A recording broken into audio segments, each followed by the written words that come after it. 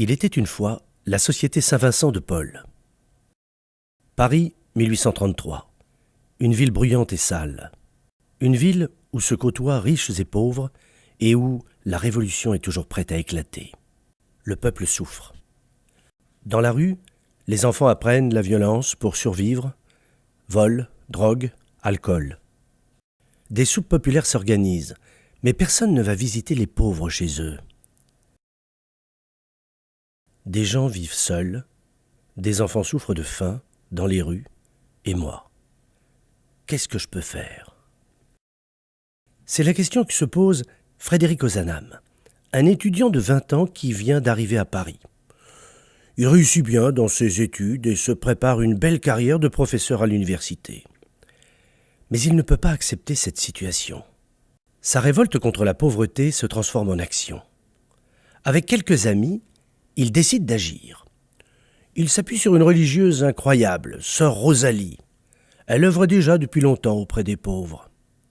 Ils prennent aussi exemple sur un saint qui a vécu 200 ans plus tôt, Vincent de Paul, un homme qui a posé son regard sur les pauvres de son temps, galériens, prostituées, voleurs, orphelins, clochards, immigrés, pour les aimer.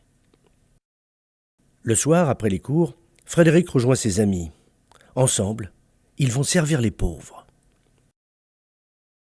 Frédéric, ou plutôt Fred, comme l'appelle sa mère, est ambitieux. Il voit grand. Ce qu'il commence à Paris n'est que le début d'une énorme aventure. Je veux enserrer le monde dans un réseau de charité. À 20 ans, Frédéric et ses amis créent la Société de Saint-Vincent de Paul. La Société de Saint-Vincent de Paul se répand dans le monde entier. Des milliers de jeunes se mobilisent à travers tous les pays. Car des gens seuls, des gens pauvres, il y en a toujours dans nos villages, dans nos rues, dans nos familles.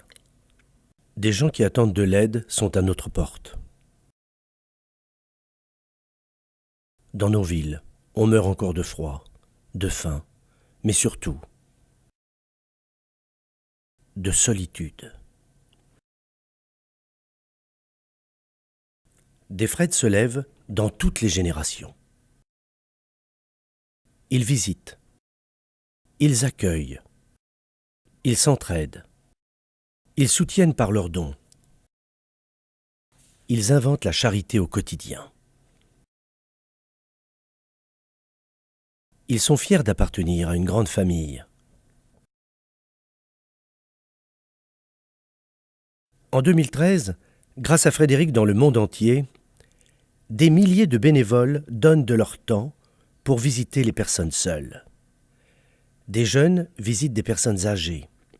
Des grands aident les plus petits dans leurs devoirs. Des familles peuvent se nourrir, se meubler, s'habiller grâce aux magasins sociaux. Toi aussi, tu as ton rôle à jouer. À la suite de Frédéric Ozanam, libère ta générosité.